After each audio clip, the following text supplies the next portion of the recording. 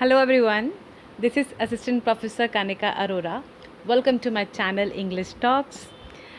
Do not forget to like, share and subscribe my channel first. तो आज का जो हमारा चैप्टर है वो है going places from class 12 CBSE. तो गोइंग प्लेसेस जो है मैं आपको पहले इसकी थीम बता दूँ. It presents the perception dreams and desires of an adolescent girl. इसमें एक प्रोटोगोनिस्ट है जिसका नाम सोफ़ी है.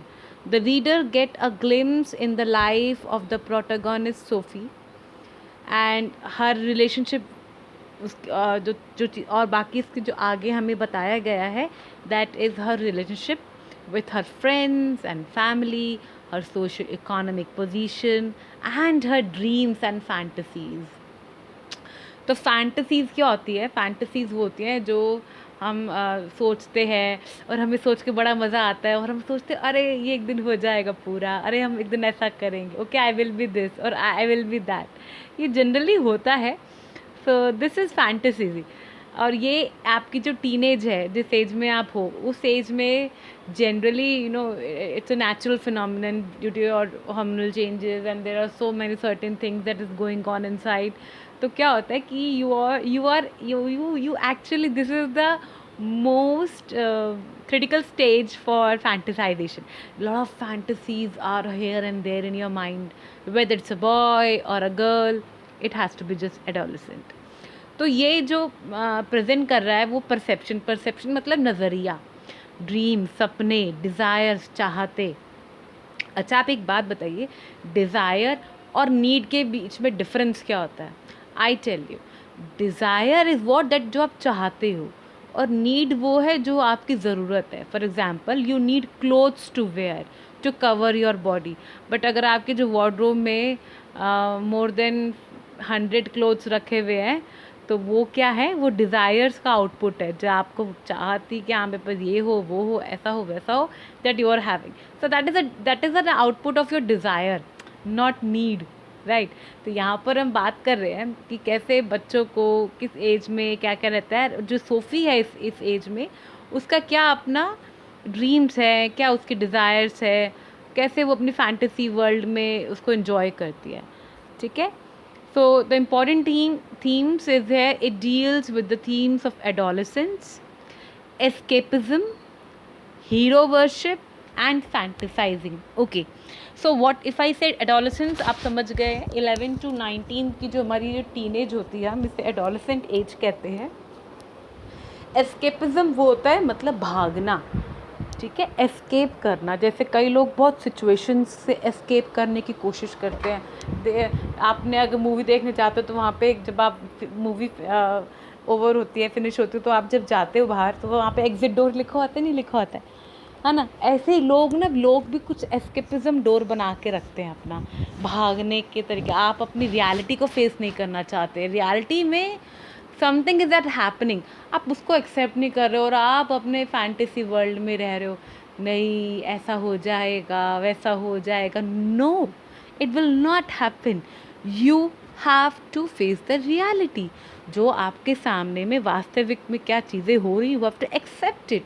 आपको उसको एक्सेप्ट करना पड़ेगा. आप सोचो कि मैं उस रियल सिचुएशन को छोड़कर मैं सोचूं नहीं मेरे साथ तो ये होगा, मेरे साथ तो वो होगा. नहीं, आपके साथ वो ही होगा जो आप करेंगे, उसी का ही आपको आउटपुट मिलेगा. ठीक है. तो it deals with the themes of adolescence, escapism, hero worship. Now hero worship यहाँ पर ये होता है दैट आप किसी को अपना एक हीरो मान लेते हैं. जैसे मेरी एक फ्रेंड थी क्लास 12 में ही भोर, तो उसको जॉन अब्राहम बहुत पसंद था और वो उसके बर्थडे पे हम सबको चॉकलेट्स डिस्ट्रीब्यूट करती थी पूरी क्लास में. तो that is hero worship. I have some idol.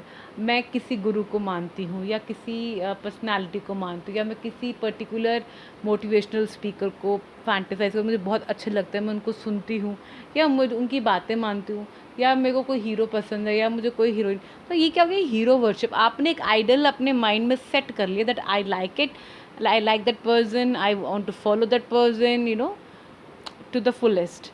So that is a hero worship. Then fantasizing is all about आप फैंटिसाइज कर रहे हो, सोच रहे हो, दिन रात उस बारे में सोच रहे हो, आपके मनी ख्यालों में होता है और आपको बड़ा सुकून देता है उन लोगों को फैंटिसाइज करके या उन चीज़ों के लिए फैंटिसाइज करके.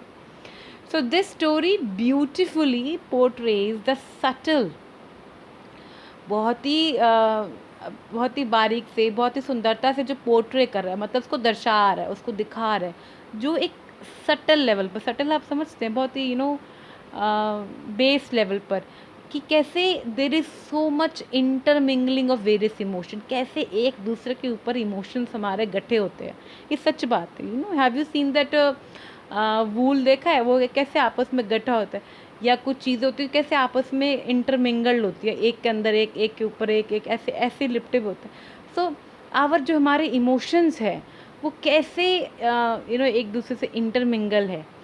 That one encounter in the giddy phase of the life is teenage. और यही जो टाइम होता है दैट इज़ कॉल्ड टीनेज, जहाँ पर हम बहुत ज़्यादा अपने आप को स्ट्रैंगुलेटेड भी फील करते हैं, अपने आप को मिक्स्ड भी फील करते हैं, हम अपने आप को, हमारे साथ बहुत सारे उस टाइम पर मिक्स्ड इमोशंस होते हैं, है ना.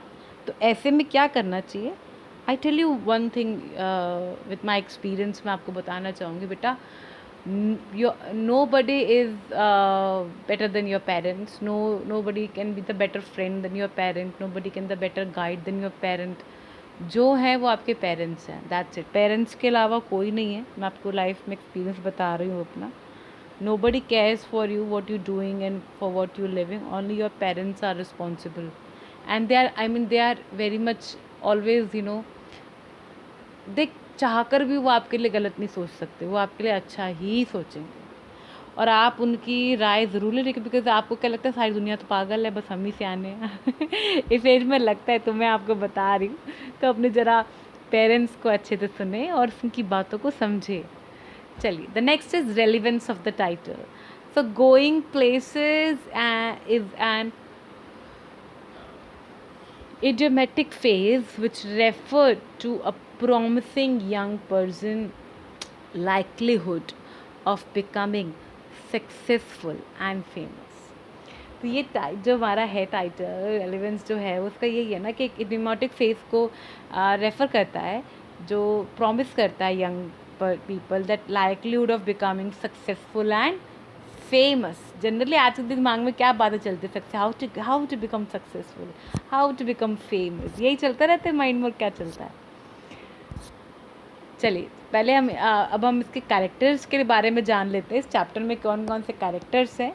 फर्स्ट द प्रोटैगनिस्ट, जो मेन कैरेक्टर है उसका इस चैप्टर का, that is Sophie. Okay, a young adolescent girl. Then it is her friend Jansie, Sophie's friend जेंसी.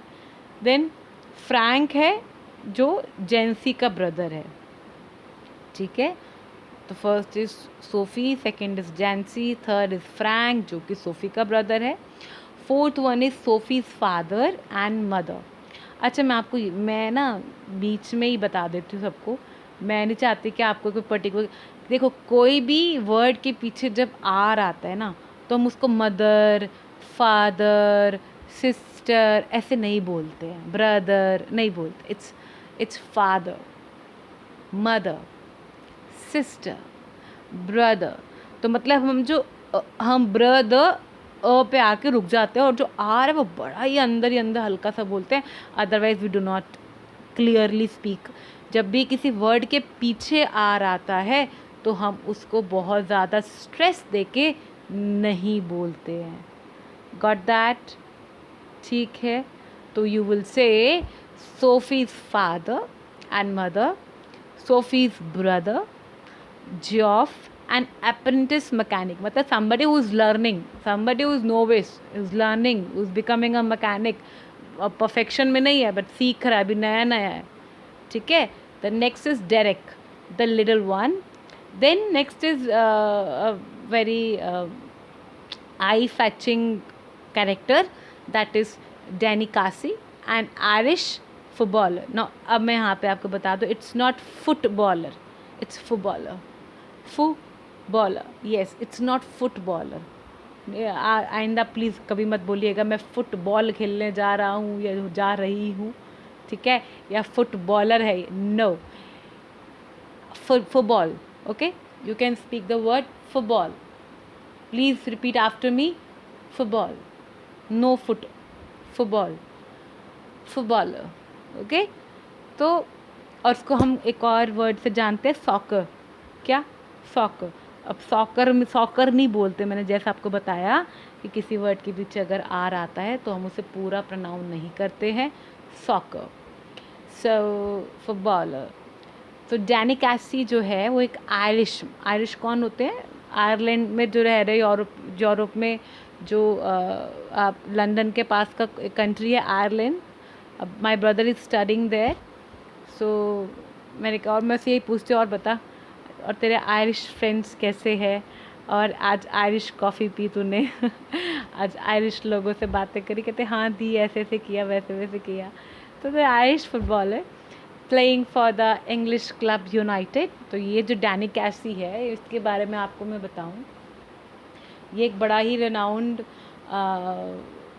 Renowned मतलब फेमस फुटबॉलर है, जो कि इंग्लिश क्लब यूनाइटेड के लिए खेलता है। और इसको सोफ़ी और सोफ़ी का भाई, सोफ़ी के पेरेंट्स सभी बहुत पसंद करते हैं, और सोफ़ी स्पेशली इसको बहुत ज़्यादा फैंटेसाइज करती है। चलिए सोफ़ी के बारे में हम समझते हैं कि सोफ़ी कैरेक्टर कैसा है। So Sophie, the protagonist of the story, is always imagining of going places, of being rich and famous. Generally, that is a very normal tendency of every 2 out of 5 in fact, or I can 3 also, it can be, कि famous होना है, बहुत rich बनना है, you know. तो SoFi भी actually, ये SoFi को नहीं पढ़ रहे हैं हम कहीं ना कहीं अपने आप को ही पढ़ रहे हैं, क्योंकि सब में सोफ़ी है, सब सोफ़ी जैसे हैं। सबको रिच बनना है, सबको फेमस बनना है, सबको फैंटेसाइज करने में बड़ा मज़ा आता है। ओहो हो, आंखें बंद करने की भी ज़रूरत नहीं है, आंखें खुली आंखों में हम इतने बढ़िया बढ़िया मीठे मीठे सपने देख लेते हैं, है कि नहीं। Okay, the second point, that Sophie has a tendency to romanticize about future. उसको बड़ा मज़ा आता है फ्यूचर के बारे में रोमांटिसाइज करने में, कि ये हुआ, लोग बहुत ज़्यादा romantic means like you are enjoying, you are loving, and you are cuddling, or you having very good time for about future, you are thinking good. So it's indecisive, मतलब थोड़ा सा indecisive about her career है, मतलब not good decision maker, ठीक है। और एक बात बोलो, आपको अपना बहुत ज़्यादा गुड डिसीजन मेकर ज़रूर बनना है। और आप गुड डिसीजन मेकर कैसे बन सकते हो पता है आप, जो आपको पसंद है ना, सच में, आप अभी 17 साल के हो रहे हो या हो गए हो, या 18 के, या कोई 16, 17, 18, 3 में से, मतलब जो भी आसपास जो भी है, अभी तक आपको कुछ तो आपको समझ में आया होगा कि यार इस चीज़ में मैं बड़ा अच्छा हूँ, ये चीज़ मैं कर सकता हूँ, ये इसमें, क्योंकि आपको आगे करियर वो ही चूज़ करना है जिसको आप एंजॉय करो। क्योंकि अगर आप ऐसे सोच रहे हो कि something that is not your cup of T, आपको कोई चीज़ पसंद नहीं है और आप ज़बरदस्ती किसी काम को ऐसे पिक कर लेते हो, तो कोई फ़ायदा नहीं है, ठीक है। तो आप वही काम करिए, आप वही काम चूज़ करिए, और अपने पेरेंट्स की इन्वॉल्वमेंट पूरी लीजिए। You go to a counsellor, you ask, और आप चाहे तो मुझे कमेंट बॉक्स में भी पूछ सकते हैं, I am always there to help you. मैं तो हमेशा हेल्प करने के लिए रेडी हूँ। I want my kids to grow faster, emotionally, physically, mentally, financially, all in the 4 aspects, spiritually, 5 terms they grow very well। तो अगर आपको अपने करियर को लेकर कोई भी डाउट है, यू मे आस्क, ओके। तो मैं ना चैप्टर के बीच बीच में आपको पढ़ाती रहती हूँ, समझाती रहती हूँ, ताकि आपको भी चैप्टर इंटरेस्टिंग लगे और आप उसको रेलिवेंस आप देख पाओ, कैसे वो आपसे कनेक्ट करता है, ठीक है। तो नेक्स्ट जो पॉइंट है सोफ़ी के बारे में, वो ये है कि सोफ़ी जो है, she belongs to a lower middle class family, ठीक है, not having a financial goods income, and like that, so she lives in a small, a cluttered house, मतलब घिच पिच वाला हाउस, मतलब बहुत घिच पिच होती है ना, क्योंकि एक छोटा घर है तो सामान बहुत ज़्यादा तो होता ही है, सामान तो चाहिए होता है, एक के ऊपर एक क्लटर्ड हाउस है। वेल मैनेज कैसे होगा, वेल मैनेज में भी थोड़ा सा स्पेस चाहिए होगा, तो it's very small. Then next is economic condition is not stable, she's not good well at economic condition financially, economic is financially पैसा, economic है ना। So her constant fantasizing of thing therefore is not only means of deriving pleasure, but it is also her desperate attempt at escaping from reality she lives in। जो अपनी, जो उसकी reality है ना, जो उसका सच है, उसका सच क्या है कि she belongs to a lower middle class family, जहाँ पे भैया रोज़ ब्रेड नहीं कमाई, रोज़ काम नहीं किया तो नहीं चलेगा, अगर आपका लिविंग नहीं हो पाएगा, ठीक है। You have to work hard, you have to work every day. तो उसको क्या है, अब वो एक बिस्किट फैक्ट्री में उसके यहाँ सब काम करते हैं, तो उसकी जो फ्रेंड है जैंसी, उसको तो वो तो बड़ी ही लेवल हेडेड लड़की है, स्टेबल लड़की है। उसको पता है कि भाई मैं इसकी जैसी जो ये जो फालतू की सुबह से लेकर शाम तक ड्रीम करती रहती है, मेरा तो वैसे काम चलेगा नहीं, मुझे तो भैया हालांकि जैंसी जो उसकी फ्रेंड है सोफ़ी की, वो उसको बहुत हेल्प करना चाहते, पर वो रुकती नहीं है, वो तो अपने ही सपनों की दुनिया में बस बढ़ती रहती है और आगे चलती रहती है। हालांकि जैंसी उसकी हेल्प करना चाहती है, बट जैंसी समझदार है कि उसको काम करना है, क्योंकि क्या है कि अगर वो काम, कायदा ये कहता है कि आपको भाई काम करो, उसमें सेविंग्स करो, फिर आप उसका अपना बिजनेस करना। अब जैसे सोफ़ी चाहती है कि मेरा बुटीक हो, बहुत पूरे टाउन में बहुत बड़ा फेमस बुटीक हो, मैं बहुत रिच हो जाऊँ, मैं बहुत फेमस हो जाऊँ, आगे हम और पढ़ेंगे इसके बारे में। So her hero worship is also a mean of escapism, जहाँ पर वो जो मैंने आपको बताया था आयरिश फुटबॉलर डैनी कैसी के लिए बहुत ज़्यादा पोजेस करती है, उसको बहुत ज़्यादा फैंटेसाइज करती है।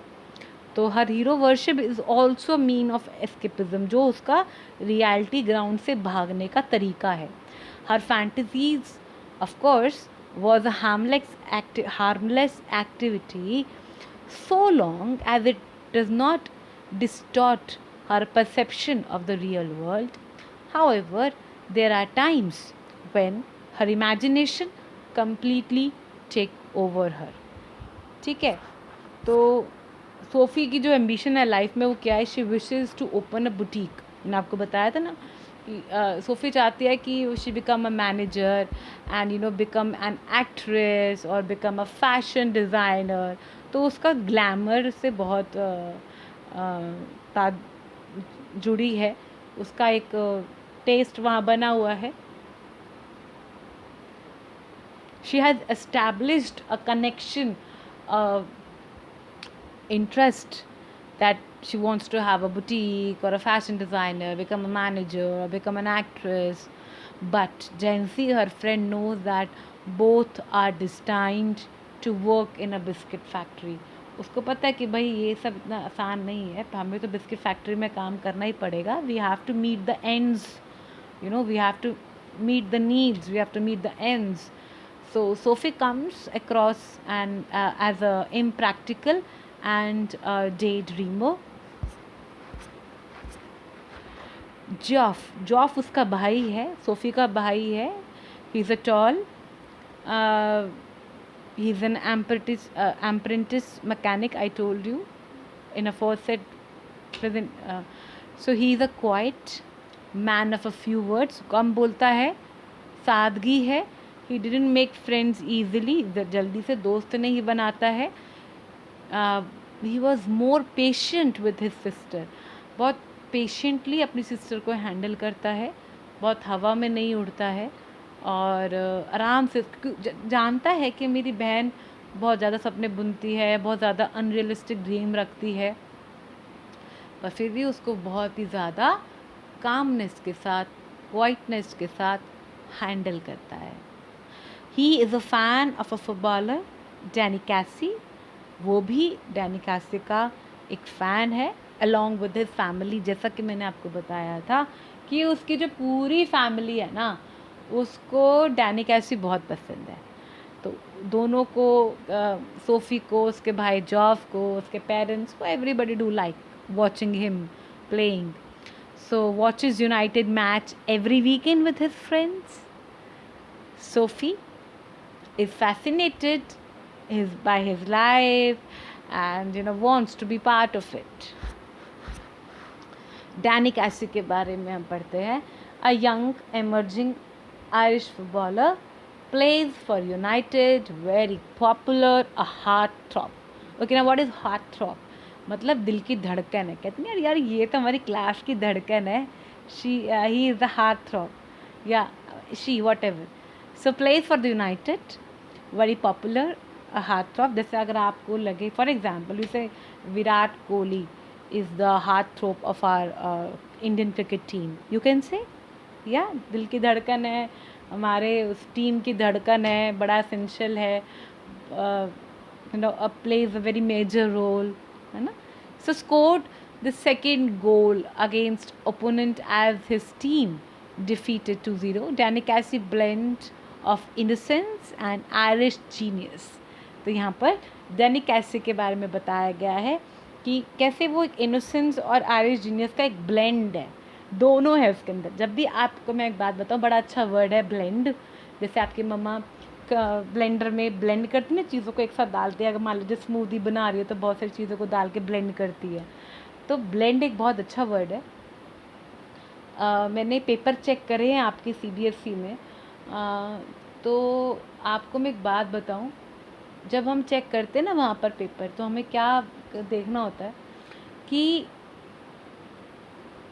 हमें जो दे रखा होता है कि ये ना कीवर्ड्स होने चाहिए इस आंसर के अंदर, ये वर्ड्स होने चाहिए, ऐसा होना चाहिए इसमें, ये मतलब उनको कंटेंट चाहिए. तो आप राम कहानियाँ लगाओ, कोई फ़ायदा नहीं है. उसमें हमें वो की नोट देते हैं कि देखो इसमें ये पॉइंट कवर किया है क्या, तो आप उसके अकॉर्डिंगली मार्क्स देना. 3 नंबर का है, 3 पॉइंट का रहे हैं तो 3 नंबर पूरे दो. फिर चाहे आपने 10 कहानियाँ लिखी हैं उसके ऊपर या 25 लाइनें लिखी हैं, डजेंट मैटर. आपने वो मेन मुद्दे की बात लिखी है या नहीं, आपकी प्रेजेंटेशन कैसी है, आपका कंटेंट क्या है, तो भाई बहुत प्रिसाइज़ है. तो मैं आपको बार बार कहूँगी अच्छे वर्ड्स का यूज़ करिए. जैसे मैंने आप ये हार्ट थ्रॉब लिखा है, यहाँ पे मैंने ब्लेंड ऑफ इनोसेंस एंड लिखा है, तो आप इसका यूज़ ज़रूर करिएगा. ठीक है, जब भी डैनी कैसी के बारे में बात हो रही है तो you use this kind of words. बड़ा इंपॉर्टेंट होता है वोकैबुलरी का यूज़ करना और राइट आंसर कीवर्ड्स यूज़ करना, कि भाई क्वेश्चन पूछ क्या रहा है आप उसको डायरेक्ट आंसर करिए, बजाय कि इधर और उधर की कहानियाँ. Don't beat around the bush. ठीक है, don't do that. Come with a straightforward answer. और उसके लिए पढ़ाई करनी पड़ती है, उसके लिए पढ़ के जाना पड़ता है. You have to pull up the socks. ऐसे नहीं होता है कि मैं आज एक वेब सीरीज़ देख लूँ और कल दूसरी और तीसरी और मेरा पेपर हो जाएगा. नहीं, वेब सीरीज़ देख के पेपर नहीं होंगे, पढ़ के होंगे. तो मैं भी कोशिश करती हूँ थोड़ा सा आपको अच्छे से अपनी तरफ से कोशिश करती हूँ कि भाई अच्छे से पढ़ा दूँ, कि भाई मेरे वीडियो सुन के ही आप कम से कम प्रिपेयर हो जाइए. And do not forget to like, share and subscribe my channel for further more videos. तो मैं आपको यही बार बार कहूँगी कि पढ़ाई करिए, थोड़ा माइंड फ्रेश रखिए, रिलैक्स होकर करिए और ज़िंदगी पढ़े एन्जॉयमेंट के लिए. डोंट वरी, अभी 12th में बैठे हो तो उसको पहले अच्छे से ना क्लियर कर लीजिए, बढ़िया तरीके से अपनी पढ़ाई कर लीजिए. ये बहुत इम्पॉर्टेंट है, ये जो आपका स्टेज है ना 12th की, बहुत इम्पॉर्टेंट है. So next, Sophie's father and mother. Sophie father is a dominant character. Yes, dominant character मतलब क्या होता है? डोमिनेंट मतलब the person who dominates, who wears the pants of in the house, who has a dominance, who has the control over the house. So we can, ऐसा नहीं कि हर जगह father ही होते हैं, कई जगह मदर भी होती है आज के डेट में. भाई that in my home my mother is a dominant character. So it are all up to you how in your family, if your father is a dominant character or mother your dominant character. So Sophie father is strong and hardworking, loves to watch football matches, does not believe in Sophie's imaginary stories much. उसके पापा को भी पता है कि भैया ये बड़ा इमेजिनरी स्टोरी करती है, ये घूमती फिरती फैंटेसाइज करती रहती है. और थोड़ा सा उसके पापा उसको लेकर बहुत ऑफकोर्स डोमिनेंट तो है, तो सोफ़ी भी उनसे डरती है. ठीक है। और जो सोफ़ी की जो मदर है, she is quiet and submissive, शांत नेचर की है। और she does not join her family for the weekend football matches. वो नहीं बैठ के इतना कोई खास बैठ के फुटबॉल मैचेस देख रही है, बट हाँ, सोफ़ी, उसका ब्रदर, उसके father, they all are enjoying the weekend football matches a lot. ठीक है। So if I analyze this chapter, so going place explore the different realms of expectations, fantasy, desire and perception of an adolescent. अब क्या होता है कि लड़की कहती है कि मेरे को अपने भाई को भी बोलती है कि तुम्हें पता है आई मेट डैनी कैसी, मुझे गली में मिला था, वो यहाँ आया था। अब ऐसे आपको भी आसपास कोई होता होगा ऐसे लंबी लंबी कहानियाँ बनाने वाला, और हर किसी के ऐसे सराउंडिंग में कोई ऐसा आपका फ्रेंड ज़रूर होगा जो बहुत लंबी लंबी फेंकता होगा या बड़ी बड़ी बातें करता होगा। तुझे पता है मैं उससे मिला था, तुझे पता है मैं उससे मिला था, अरे मेरा वो फ्रेंड है, अरे मेरे चाचा क्या वो नॉलेज में है ना। तो वो ऐसी ऐसी बड़ी बड़ी बातें करते क्योंकि उनको मज़ा आता है उस फैंटेसाइजिंग वर्ल्ड में रहने को। तो ऐसे सोफ़ी थी, सोफ़ी कहती थी तुम्हें पता है I met Danny Casey street. अब उसका भाई भी सोच तो रहा है कि काश वो आया होता, but she knows how can he come here, and she is again saying those flattery words and all etc. So in all probability Sophie never met Danny Cassie, but she said also that she किसने मुझे promise किया कि वो दोबारा आएगा. So her temperament as seen in her interaction with Jency, her visit to the park, and the Danny's absence all point toward the fact that her interaction with Danny on Roy's window also never happened, except in her head. बस उसके दिमाग में सब बातें चलती रहती थी, पर वास्तव में तो ऐसा हुआ ही नहीं था।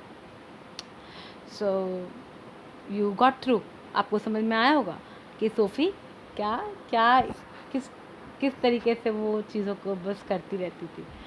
तो आपसे भी मैं यही बात कहूँगी कि अच्छा लगता है कि हम ड्रीम करें, हम ये सोचे वो सोचे, पर मैं आपको बार बार कहूँगी सी द रियलिटी। अपनी फैमिली को देखिए, आपकी फैमिली आपको क्या समझा रही है, आप उनको अपनी बातें समझाइए। आपका फ्यूचर समझ में नहीं आ रहा है, आपको अपना प्रेजेंट समझ में नहीं आ रहा, जो भी है, तो आप अपने पेरेंट्स से बात करिए, आप अपनी बात रखिए, उनको भी कन्विंस करो, वो भी आपकी बात जो रख रहे हैं वो उसको भी सुनिए और फिर डिसीजन लीजिए। क्योंकि खाली अगर आप सोचे कि सब कुछ हमें ही पता है, इनको कुछ नहीं पता है, तो बेटा वो तो वक्त बताएगा, जब आप आगे बढ़ोगे ना तब आपको पता चलेगा कि आपके पेरेंट्स जो आपको बोल रहे। तो मैं आपको अपने एक्सपीरियंस से बोल रही हूँ भाई, जो हमारे पेरेंट्स हमें ओहो ओम नमः शिवाय जो हमें वो बातें पहले बोलते थे हमें नहीं समझ में आती थी, और अब सब समझ में आता है कि यार वो सही कह रहे थे, गलती कर दी, अरे वहाँ और बहुत गलतियाँ करी है। जिन जिन गलतियों में मेरे पेरेंट्स ने रोका मुझे, मैंने वो गलतियाँ करी, तो मुझे बाद में बड़ा ही पछतावा हुआ है कि हाँ गलत कर दिया, मान लेनी चाहिए थी उनकी बात, तो आज ये प्रॉब्लम फेस ना करनी पड़ती। तो इसलिए मैं बार बार कहूँगी listen your parents, tell your story, learn them, और then you will do wonders, I bet you, right. See you in the next video, stay tune and अच्छे से पढ़ाई करिए।